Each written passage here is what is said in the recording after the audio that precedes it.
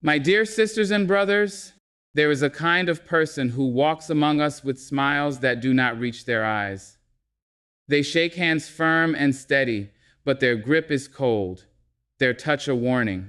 They move in silence, lurking in the spaces where trust is given too freely. Their words? Oh, their words sound like honey but taste like poison. They promise kindness, but their hearts carry knives. They lie in whispers, twist truth like a snake coils its prey. And when the dust settles, they stand among the ruins with innocent faces asking, what happened? These people, you know them, are takers. Takers of time, takers of love, takers of joy. They reach for your hand but never to lift you.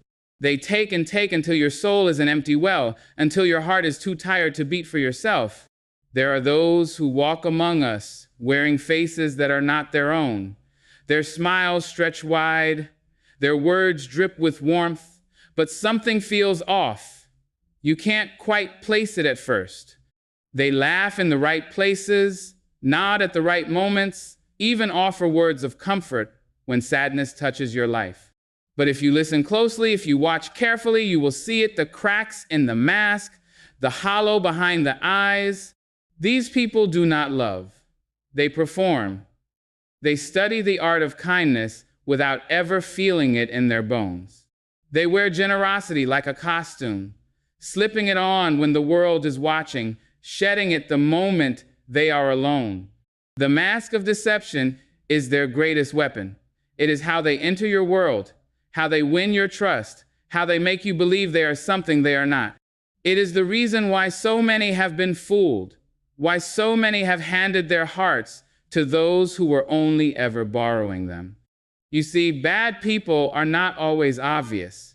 They do not announce themselves with thunderous voices or wicked grins. No, they move in the quiet, hiding behind charm, behind politeness, behind the illusion of goodness. They study kindness, not to be kind, but to manipulate those who are. And oh, how well they do it. How effortlessly they weave their lies, how smoothly they disguise their intentions. They know just the right words to say, just the right buttons to press. When they want something, they will make you feel like you owe it to them. When they betray you, they will make you feel as if it was your fault. They are artists of deceit, sculptors of illusion. But the truth cannot be hidden forever. No mask, no matter how carefully crafted, can survive time. Eventually, the deception unravels, the performance cracks. The eyes, once so full of false warmth, turn cold. The words, once dripping with sweetness, turn sharp. And suddenly, you see them not as they pretended to be, but as they truly are. By then, though, the damage is often done. Hearts have been broken. Trust has been shattered. And the one wearing the mask? They will move on without remorse, searching for their next stage, their next audience, their next victim. But hear me when I say this, you are not powerless. You do not have to fall for the mask. Look past the words, past the surface. Watch for the small moments when the act slips the fleeting glance of indifference, the smile that fades too quickly, the way they dismiss the pain of others. Because once you see through the mask, you can never be fooled again. Words show how they shape the world. They build bridges and burn them. They lift spirits and break them. A gentle word can soothe a wounded heart, and a cruel one can cut deeper than any blade. But the worst of all words? The ones that do not seem cruel at first. The ones dipped in honey yet filled with venom. The ones that roll off the tongues of the deceptive, the manipulators, the liars. These people, oh, they know the power of words. They wield them like weapons, sharpen them like knives. They whisper not to heal but to harm, not to guide but to mislead. Their compliments carry hidden daggers. Their kindness is laced with intent. You will hear their words and feel warmth, only to realize too late that the warmth was the fire they set to burn you. The poisoned tongue does not always speak in anger. No, sometimes it speaks in whispers, in the softest of tones, in the most convincing of ways. It spreads doubt like seeds in a field, waiting for them to take root in your mind. It twists the truth, bends reality, until you are no longer sure of what you once knew. They will never say you are weak. No, they will say, I just don't want to see you get hurt. They will never say you are not enough. No, they will say, maybe this just isn't the right fit for you. They will never say, I am lying to you. No, they will say, I would never lie. But are you sure you remember correctly? Their words sink in, settle deep, make you question yourself. Their poison does not kill instantly, lingers, it spreads. It makes you second guess your worth, your choices, your reality. They speak in half-truths, in carefully crafted phrases, so that when you finally confront them, they will look at you with wide eyes and ask, what did I say that was wrong? And that is their power. Their words dance just close enough to the truth that you hesitate to call them lies. They manipulate not by force, but by suggestion. They make you doubt your own voice, your own memories. And once they have you there, uncertain, vulnerable, questioning yourself, they have won. A poisoned tongue does not work alone. It infects. It turns friends into enemies, allies into traitors. It makes you believe that the ones who love you the most are against you. It isolates you, whispers falsehoods until you stand alone, wrapped in their deceit, believing their words are the only truth. But listen to me now, trust your gut. Trust the feeling that lingers after their words settle in your mind. Does their kindness feel heavy? Does their advice feel more like control? Do their words uplift you, or do they leave you second-guessing yourself? Because a poisoned tongue may sound sweet, but the taste it leaves behind is bitter. And once you recognize it, once you name it, once you refuse to swallow its lies, you take away its power. There are hands made for building, hands made for healing, hands made for lifting others up, and then there are hands made only for taking. They reach out not in generosity, but in hunger. They stretch toward you, not to give, not to share, but to grasp, to drain, to leave you emptier than before. These hands belong to those who see the world as something to consume, not something to contribute to. They take your kindness, your time, your energy, your love, and they give nothing in return. Not gratitude, not reciprocity, not even acknowledgement. They believe that the world owes them, that people exist to serve them, that relationships are not about balance, but about how much they can extract before moving on to their next victim. At first, they will make you feel special. They will make you believe that your love, your care, your generosity mean something to them. They will accept your help, your advice, your support, and they will smile, nod, say all the right things. But pay close attention, because they never do the same for you. Oh, they will always have an excuse. I've just been so busy. You know I'm not good with emotions. I'll make it up to you, I promise. But the day never comes. The repayment never happens. Because to them, your kindness is not a gift, it is a resource, one they feel entitled to take. And so you give. You give until your cup is empty. You listen to their problems, but when you need a listening ear, they are nowhere to be found. You show up for them in their hardest moments. But when your own struggles weigh heavy, they disappear, suddenly too busy, suddenly too distant. You will tell yourself that they care, that they just don't know how to show it, that if you love them enough, if you give just a little more, they will change. But listen closely, love does not have to be earned. True love, real friendship, genuine connection is a two-way street. It does not drain you. It does not leave you exhausted, wondering why you are always the one carrying the weight. The hands that take but never give do not belong to people who love you. They belong to people who use you. They will take your time, your energy, your patience, your forgiveness. And when there is nothing left to take, when you are empty, when you are tired, when you finally realize the imbalance, they will leave.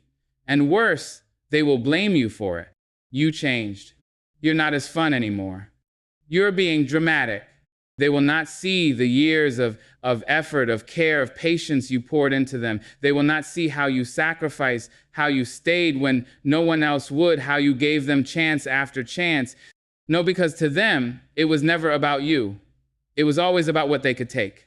But hear me now, your worth is not measured by how much you can give. You are not an endless well. You are not a never empty cup. And you do not owe anyone your energy, your time, your love, if they are unwilling to offer theirs in return. So when you see these hands that only take step back, step away. Because the right hands will reach for you not to take, but to hold, to lift, to give. And you deserve nothing less. There are people in this world whose hearts beat not with warmth, not with kindness, not with the soft rhythm of love, but with something else entirely. Their hearts are not open fields of understanding, nor gentle waters of empathy. No, their hearts are stone cold, unyielding, untouched by the suffering of others. At first, you may not see it. They walk and talk just like anyone else. They laugh, they joke, they go through the motions of human connection. But if you look closer, if you listen beyond the surface, you will realize something unsettling. There is no depth to their care.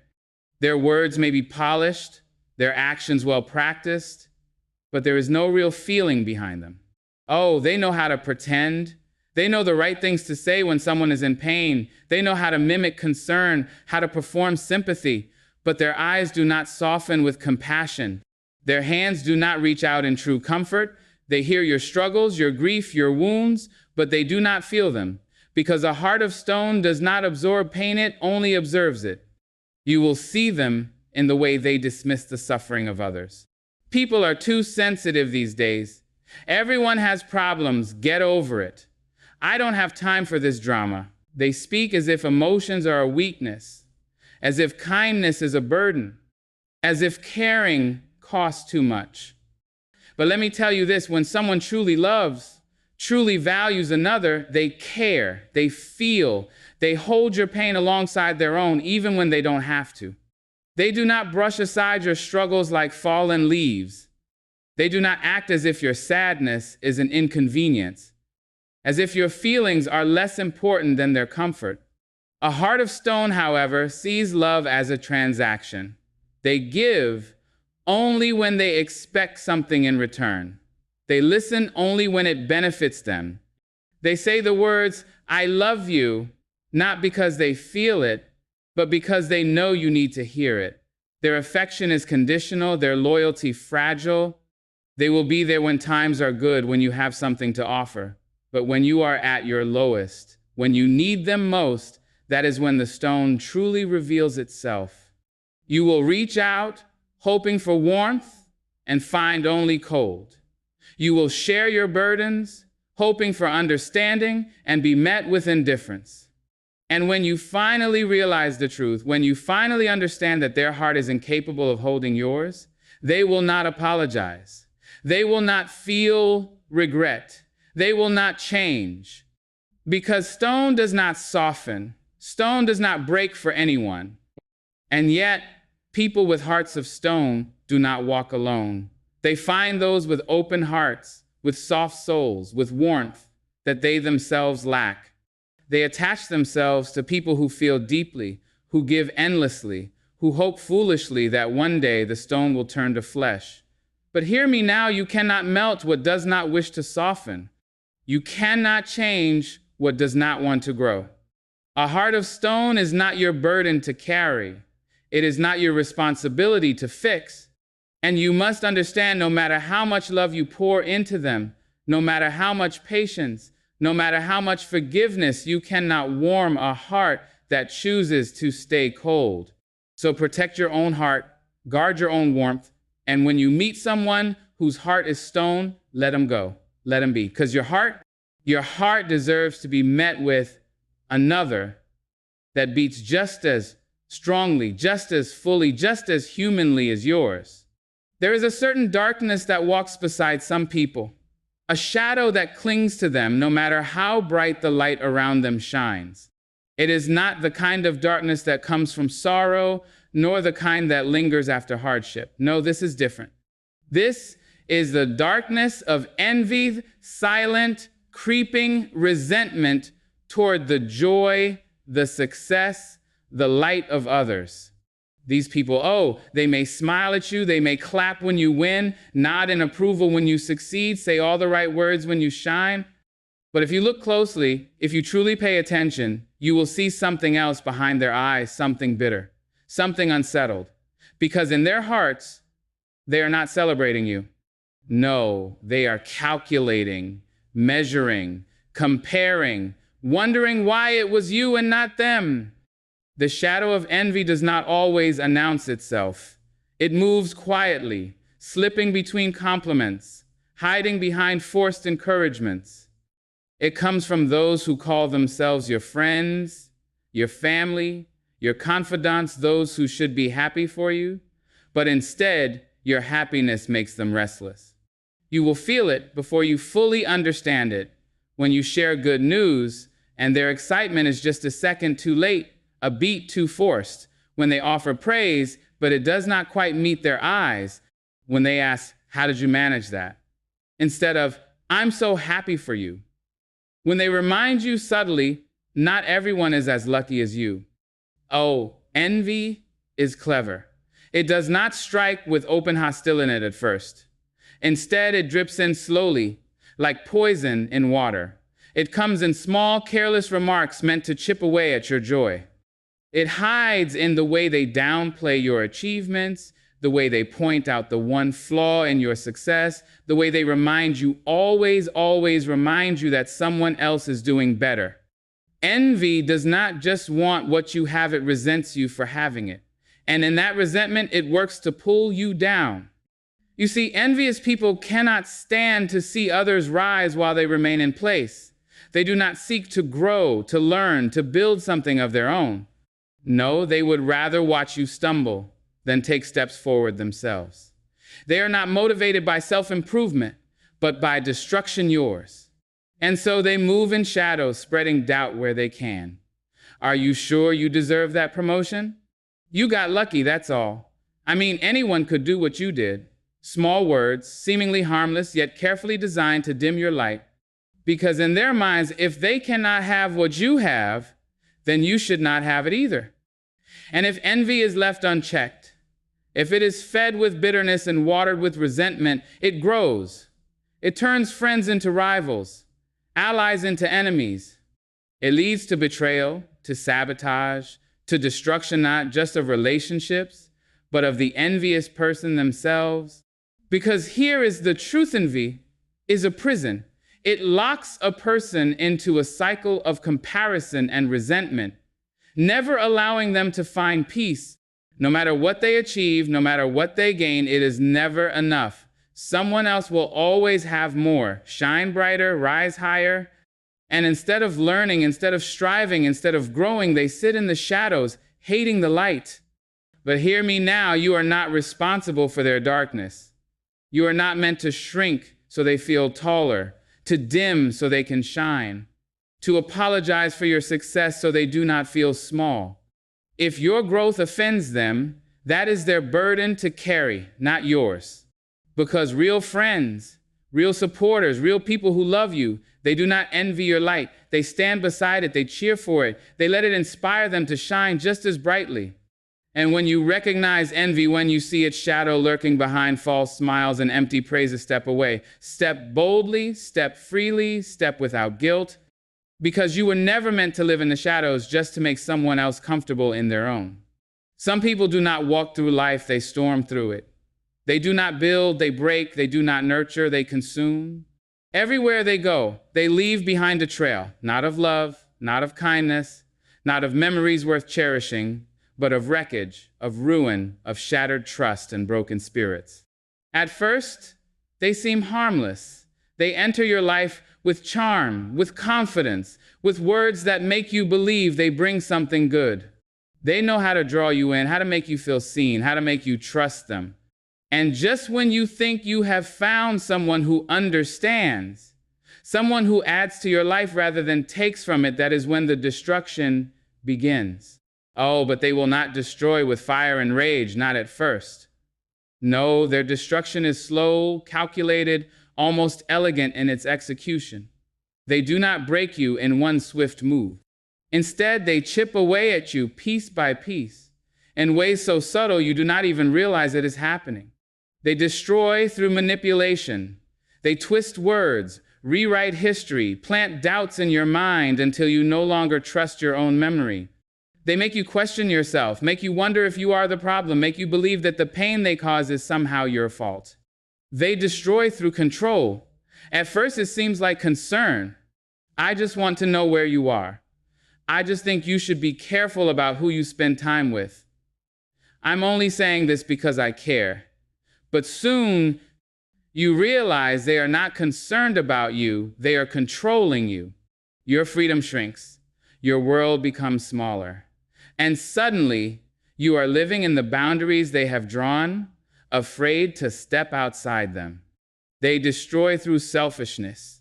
Every relationship they touch is one-sided.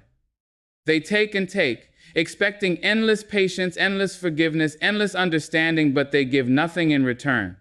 And when you are exhausted, when you have nothing left to give, they will not stop to help you rebuild. No, they will walk away without a second thought, leaving you in the ruins they created. But their destruction is not limited to you. If you look back, you will see the pattern. You will see the wreckage left behind in their past, the friends they discarded, the lovers they betrayed, the bridges they burned without remorse. Every person they have ever been close to has a story of pain, of loss, of lessons learned too late. And yet, they never look back. They do not grieve what they have broken. They do not reflect on the harm they have caused. They do not carry guilt because in their minds, they are never the problem. No, it is always someone else's fault. Someone else was too sensitive, too demanding, too difficult. They justify their destruction, rewrite their past, and move on to the next person, the next victim, the next heart to break.